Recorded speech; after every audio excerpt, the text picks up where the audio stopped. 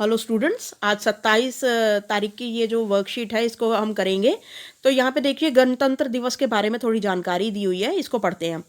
आपने 26 जनवरी की परेड को कल टीवी पर देखा होगा। देखिए ये 27 तारीख की वर्कशीट है, तो इसका मतलब है कि 26 तारीख की परेड को आप मतलब देख चुके हैं या उसके बारे में सुना होगा। हमारे देश का संविधान 26 जनवरी 1950 को लागू हुआ था। इसी खुशी को हम हर साल गणतंत्र दिवस के रूप में मनाते हैं। देखिए यहाँ पे मैं थोड़ी आपको एक्स्ट्रा इन्फॉर्मेशन दे दूं कि हमारे देश का जो संविधान था वो 1949 में पूरा बनकर तैयार हो गया था, लेकिन इसको लागू करने का यानी कि इसको अप्लाई करने का, देखो जो संविधान है वो तो बन चुका है 1949 में, लेकिन 26 नवंबर 1949 को ये कंप्लीट हो गया था। लेकिन इसको जो लागू करने की डेट है वो 26 जनवरी 1950 को रखी गई थी। क्यों? क्योंकि इसी दिन 26 जनवरी वाले दिन ही 1930 में नेहरू जी ने स्वराज दिवस मनाया था। तो उसी डेट को सेलिब्रेट करने के लिए जो है वो 1950 में हमने संविधान को उस दिन लागू करने की डेट रखी थी। ठीक है, और इस मतलब हमारा जो संविधान था वो इसी दिन लागू किया गया था, क्योंकि हमने 1930 में स्वराज दिवस मनाया था। तो ये वाली डेट सेलिब्रेट करने के लिए। तो ये फैक्ट्स जो हैं आपको संविधान के बारे में पता होने चाहिए कि हमारा संविधान जो है वो 26 नवंबर 1949 को तैयार हो गया था और लागू कब हुआ था? 26 जनवरी, ठीक 2 महीने बाद, मतलब 26 जनवरी 1950 में। ठीक है, और इसी खुशी को हम हर साल गणतंत्र दिवस के रूप में मनाते हैं। भारत का संविधान बनने में कितने साल लगे? 2 साल 11 महीने और 18 दिन का समय लगा था।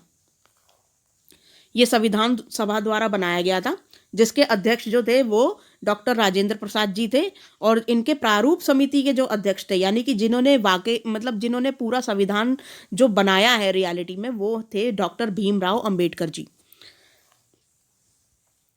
अब आगे पढ़ते हैं। पूरे देश में गणतंत्र दिवस के उपलक्ष्य में अनेक कार्यक्रम आयोजित किए जाते हैं। इस दिन राष्ट्रपति द्वारा हमारा राष्ट्रीय ध्वज फहराया जाता है। इस दिन दिल्ली के राजपथ पर बहुत बड़े समारोह का आयोजन किया जाता है। ये राजपथ थोड़ा पीछे छुप गया है, तो राजपथ पे बहुत बड़ा आयोजन किया जाता है और परेड वगैरह जो है वो वहीं पर निकलती है राजपथ पे। इस लेख के आधार पे बताएं हम गणतंत्र दिवस क्यों मनाते हैं। तो हम गणतंत्र दिवस क्यों मनाते हैं? क्योंकि ये वाला आंसर आ जाएगा फर्स्ट का पूरा, क्योंकि इस दिन हमारा संविधान 26 जनवरी 1950 को लागू हुआ था। इसी खुशी में हम हर साल गणतंत्र दिवस के रूप में इसे मनाते हैं। ठीक है, अच्छा नेक्स्ट है, आप अपने देश के लिए क्या करना चाहेंगे और क्यों? कोई एक बात लिखिए। तो आप अपने देश के लिए क्या करना चाहेंगे?